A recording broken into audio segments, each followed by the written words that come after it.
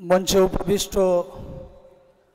माननीय मुआज्जाज हजरत उलामाए केराम सम्मुखीन बसे थाका बयोज्येष्ठ बयोकनिष्ठ सम्मानित श्रोता मंडली पर्दार आड़ाले मा ओ बोन सर्वोपरि आजकेर এই ঐতিহাসিক इस्लामी 33तम ঐতিহাসিক মাদ্রাসা আশরাফুল উলুম পিন্ডার ডাকে এই জলসার যে হিরে এবং মণির টুকরো চাঁদের টুকরোরা বসে আছেন তারকা খচিত এই সম্পদ আল্লাহ এই হাফিজদেরকে নেক হায়াত দান করুন বলি আল্লাহুম্মা আমিন। এক্ষুনি আসবেন মুফাসসিরে কোরআন বাংলার প্রখ্যাত আলিমে দ্বীন জয়নাল আবেদিন সাহেব আসবেন, খুব গুরুত্বপূর্ণ কথা এবং নসিহত করবেন। আমি শুধুমাত্র দু একটা কথা বলি, আমি আমার বক্তব্যের জবনিকা টানব। সেটা হচ্ছে এই জলসা সেই দিন সফল হবে শুধুমাত্র আমাদিগকে পরব করার মতো অনুষ্ঠান করার মতো শুধু জলসা করলেই যে সফল তা নয়, আমাদিগকে অনুশোচনা করতে হবে এবং জলসার পরে আমাদিগকে আবার বসে একবার খেয়াল করতে হবে এই জলসাটা আমরা কতটা সফলতা করতে পেরেছি, এই জলসা আমাদিগকে কতটা সফল করতে পেরেছে এটা আমাদিগকে খেয়াল রাখতে হবে। জি বাড়িতে মিলাদ হবে, হই হই করে 200 লোক হয়ে গেল, জলসা দিয়ে দিলাম 20,000 লোক হলো, কিন্তু গ্রামে গ্রামে জলসা, তবলিগ জামাত, বিভিন্ন ধরনের মজলিস, লক্ষ লক্ষ টাকা খরচ, আমরা একবার জলসার পরে বসি না। যে মসজিদে 33টা মুসল্লি হতো কিন্তু জলসার পরের দিনেও সেই 33 দুগুণে আপনার 66টা মুসল্লি কেন হয় না? জলসার পরের দিনেও যুবকরা তার মাকে খানা খেতে দেয় না, জলসার পরের দিনেও অসংখ্য মানুষ তার ছেলের বিবাহে আপনার টাকা নেই, জলসার পরেও গ্রাম্য মানুষরা মাদ্রাসায় ছাত্রদেরকে দেয় না, জলসার পরেও অসংখ্য যুবকের মুখে দাঁড়িয়ে আসে না। যে গ্রামে তো 36টা চাচার মুখে দাড়ি ছিল তারপরে দাড়ির পরিবর্তন হয় না, সুদ খাওয়ার পরিবর্তন হয় না।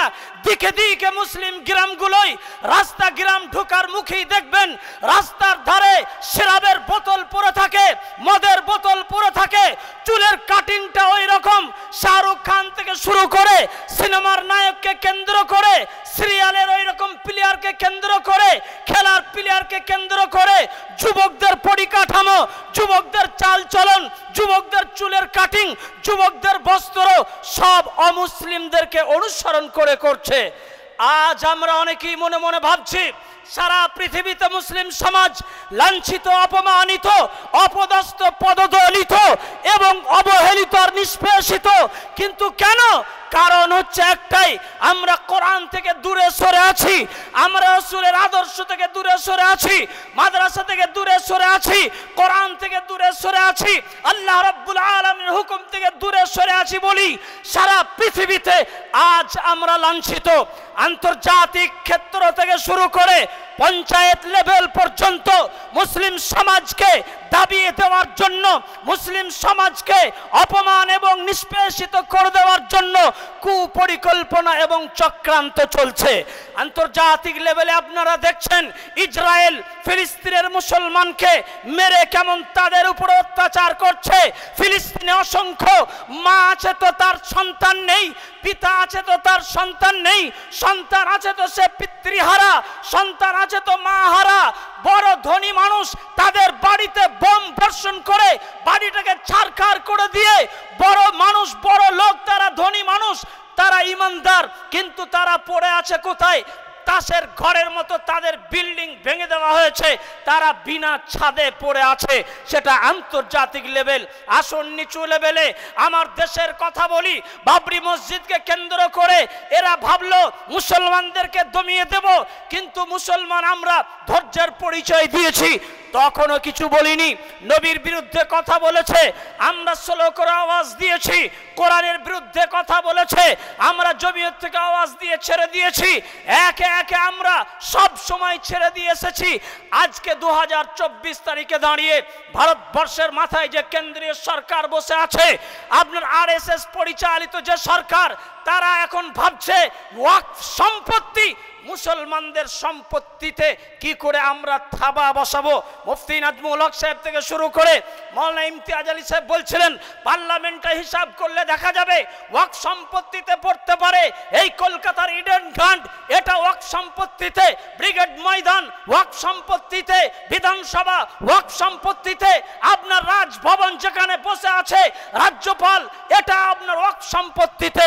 আমি আপনাদের ওকে বলতে চাচ্ছি, এই কেন্দ্র সরকার যখন দেখছে আমাদের কোনো খেলা আর কাজে লাগলো না, তখন ওয়াকফ সম্পত্তিতে থাবা বসাবার চেষ্টা করলো। সম্মানিত বন্ধু, রাজ্য পশ্চিম অল ইন্ডিয়া রাজ্য জমিয়ত উলামা হিন্দের আপনার প্রেসিডেন্ট হযরত মাওলানা মেহমুদ মাদানী সাহেব, হযরত মাওলানা আরশাদ মাদানী সাহেব, তারা ভাবলেন যে এই ওয়াকফ সম্পত্তিতে এখন থাবা বসাচ্ছে। আপনারা জানেনই না, লক্ষ লক্ষ টাকা দিয়ে আপনার এই জমিয়তে উলামা হিন্দ আপনার উকিল পুষেছে, যে উকিল 1 ঘন্টা কথা বললে 20 লক্ষ টাকা নেয়। ওই রকম তাবর তাবর দেশের শীর্ষে আপনার সেই সমস্ত উকিল ধরে কি করে ওয়াকফ সম্পত্তি বাঁচানো যায় সেই প্রচেষ্টা তারা করছে। এখন পশ্চিমবঙ্গ রাজ্য জমিয়তের পক্ষ থেকে হযরত মাওলানা সিদ্দিকুল্লাহ চৌধুরী সাহেব 28 নভেম্বর ডাক দিয়েছেন। তাই আমি আপনাদিগকে বলবো, এই জলসা তখন সফল হবে যখন মানুষের মুখে দাড়ি আসবে, এই জলসা তখন সফল হবে যখন মুসল্লি বাড়বে, এই জলসা তখন সফল হবে যখন আপনার সন্তানরা মক্তব মাদ্রাসায় যাবে, এই জলসা তখন সফল হবে যখন আপনারা ছেলের বিয়েতে অর্থ নিয়ে বন্ধ করবেন, এই জলসা তখন সফল হবে যখন আপনারা ওই রকম মদ পান ছাড়বেন, এই জলসা তখন সফল হবে যখন আমরা আল্লাহর ঘরের দিকে ঝুঁকবো। আমি সর্বশেষ 10 সেকেন্ডের মধ্যে এই কথা বলতে চাচ্ছি। 28 নভেম্বর কলকাতায় যে জমিয়ত উলামা হিন্দের ডাক দিয়েছে, সেই ডাকটা কিসের? সেই ডাকটা মামুলি ডাক নয়, আগে যাই নাই আলাদা কথা, কিন্তু এবারে যেতে হবে। এটা মসজিদ বাঁচানোর ডাক, ওয়াকফ সম্পত্তি বাঁচানোর ডাক। ওয়াকফ সম্পত্তি কাকে বলে? যে মসজিদটা আপনার জায়গায় তৈরি হয়েছে, এটাই হচ্ছে ওয়াকফের সম্পত্তি। এই মাদ্রাসাটা আছে ওয়াকফ সম্পত্তি। যে ঈদগাহে নামাজ পড়তে যাই, ওটা ওয়াকফ সম্পত্তি। যে গোরস্থানে আমার বাপ দাদারা শুয়ে আছেন, সেটা ওয়াকফ সম্পত্তি। অতএব এই ওয়াকফ সম্পত্তিটাকে তারা হাতিয়ে তারা নতুন আইন তৈরি করে শেষ করে দেওয়ার চক্রান্ত করছে। তাই আপনাদেরকে জোর কণ্ঠে বলে যাচ্ছি, আমরা সবাই যাব।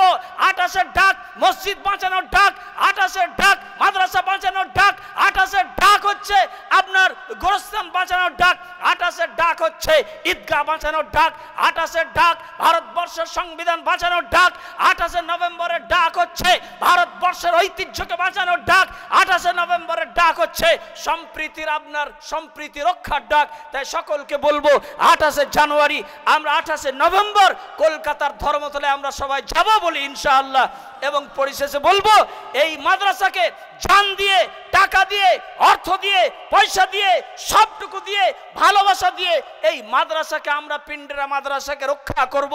চায়ের দোকানে এখানে ওখানে সমালোচনা করলে আপনি জানবেন সে মাদ্রাসার দুশ্মন, সে মাদ্রাসার শত্রু। যে মাদ্রাসার কথা, মসজিদের কথা, অভ্যন্তরীণ কথা রাস্তাঘাটে বলে বেড়ায়, সে মাদ্রাসার বন্ধু হতে পারে না। সে মাদ্রাসার, সে মসজিদের, সে ওলামাদের শত্রু। আপনার কথা থাকলে ওলামাদের সঙ্গে বসেন, মাদ্রাসায় এসে বসবেন। সেজন্য আল্লাহ রাব্বুল আলামিন আমাদের সকলকে সমালোচনা থেকে দূরে রাখুন। এই মাদ্রাসার সর্বাত্মকভাবে আমরা হেল্প করব ইনশাআল্লাহ। আসসালামু আলাইকুম ওয়া রাহমাতুল্লাহ। মাশাআল্লাহ, খুব সুন্দর উপস্থাপন করেছেন। আল্লাহ রাব্বুল আলামিন তিনাকে আরো সুন্দরভাবে বলার তৌফিক দান করুক, আমিন। সকলে বলে আমিন। এরপরে এলান হয়েই গেছে, কি আসবে বুঝতে পাচ্ছেন, কিন্তু তার আগে একটা কথা বলি। এরপরে আরেকটি বক্তা আছে,